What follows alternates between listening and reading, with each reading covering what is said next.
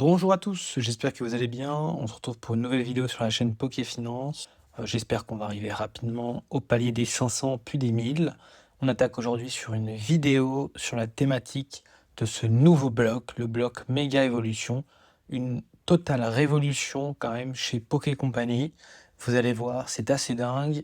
Les visuels sont très sympathiques et je pense que ça annonce du très très lourd pour la suite.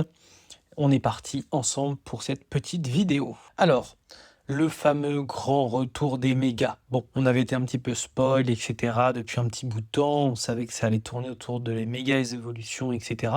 Mais on n'était pas encore certain. Et là, on a des visuels. J'ai notamment mis les deux petits boosters qu'on peut voir un petit peu partout. Il y en a bien sûr 4 en tout, mais je vous ai choisi, excusez-moi, mes deux préférés. Donc on a 180 cartes dans le premier set. Donc on a un booster normalement, donc Méga Lucario que vous avez juste ici, Florizard, Gardevoir et Kangorex, que j'adore, un de mes Pokémon favoris. Comme j'ai pu vous le noter, on est quand même sur une super nostalgie pour les fans de XY. Je pense que c'est ce qui a été en partie recherché par Poké Company en sortant cette extension-là. Les boosters sont vraiment sublimes, les cartes aussi. Je vais vous proposer des objets etc., qui vont sortir d'ici peu de temps. Normalement, les premiers objets doivent sortir le 26 septembre prochain. Soyez prêts. Et première extension d'un nouveau bloc qui a quand même une hype grandissante, ce qui est assez fou. Je ne sais pas si c'est dû à Pokémon en général, parce qu'on est sur un bloc qui faut fonctionner encore une fois à nostalgie, mais on tient quelque chose. Poké Company a réussi à nous tenir en haleine, ce qui est quand même très fort sur les nouveaux blocs, les premières sorties notamment de nouveaux blocs. Les produits exclusifs qui vont sortir. Déjà, moi je vous ai pris les 3 petites choses qui m'intéressent le plus. Comme je vous le disais, ce sont les choses qui vont sortir les premières et surtout, ce sont les choses sur lesquelles il faut absolument investir, à mon avis. Vous connaissez mon amour pour les ETB en général et j'ai l'impression que Méga Evolution ne sera pas l'exception. Donc on a 2 ETB différentes et on a notamment un box stopper qui est juste sublissime. Donc on a ETB Méga, donc Gardevoir, avec la promo normalement à la Kazam, et l'ETB Méga Lucario, avec la Riolu en promo, etc. etc. Ensuite on a petit box stopper avec Bulbizarre, et qui est vraiment sublime, la carte est vraiment incroyable. Donc ETB Méga Gardevoir. Bon, Gardevoir, c'est réellement un parti pris hein, qui a été fait par Poké Company, je trouve, parce qu'on n'est pas sur un Pokémon qui a une hype particulière, du moins d'après ce dont je me souviens. C'est un Pokémon très sympa, assez charismatique, mais qui n'a pas une fanbase très importante. Et donc la TB, je la trouve quand même très sympa en tant que telle, hein.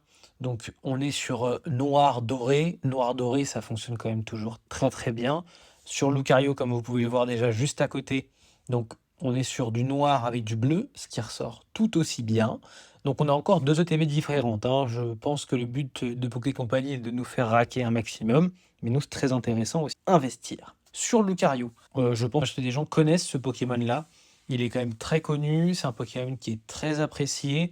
Je pense et je soupçonne que Lucario fonctionnera mieux que le TB Méga Gardevoir que Méga Lucario. Mais bon, ça c'est à voir par la suite. C'est comme 10.5, j'ai l'impression que le TB blanche donc, fonctionne mieux que le TB noir, mais j'ai pu voir qu'en commentaire, on me disait que certains préféraient le TB plutôt flamme noire. C'est en effet Foudre Noire. Donc franchement, là les 2 ETB sont très très belles. J'ai bien sûr une préférence, comme je vous le disais, pour Méga Lucario. J'aime bien ce bleu qui ressort sur le noir. Ça a été fait sans chichi. Vraiment, on met en avant exclusivement les 2 Pokémon. Il est juste incroyable ce box topper. Bulbizarre est sublime. Il est très très très très mignon. Le choix des couleurs aussi est très spécial, hein, donc vert, du rose, c'est ça pète quoi. C'est des cartes où on voit qu'il y a eu quand même un gros travail au niveau de l'artwork et c'est très sympathique et c'est très engageant pour une nouvelle collection. Parce que j'ai mis X mais c'est X. Donc on a vraiment un style comme vous pouvez le voir. Bon, la netteté est pas fofolle, j'aurais pu me choisir autre chose potentiellement, mais on a un style qui est super explosif. Il n'y a pas trop de fond en tant que tel, mais les Pokémon ressortent extrêmement bien. Comme je vous le disais, le style explosif, on a l'impression que le Pokémon sort totalement de la carte. Le Méga Lucario, je le trouve beau, mais assez classique. Je trouve pas qu'il soit démon. Il est très beau, il est très bien fait, très bien conçu, la carte est très bien faite. Et pour le Méga Gardevoir, j'ai l'impression de voir un petit peu un cyborg. C'est un peu spécial, je trouve.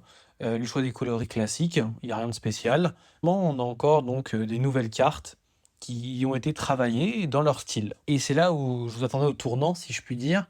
C'est qu'on a quand même une fuite, hein, de 3 nouvelles séries potentielles et je voulais vous en parler en avant-première, puisque j'ai pu voir pas mal de comment ça s'appelle?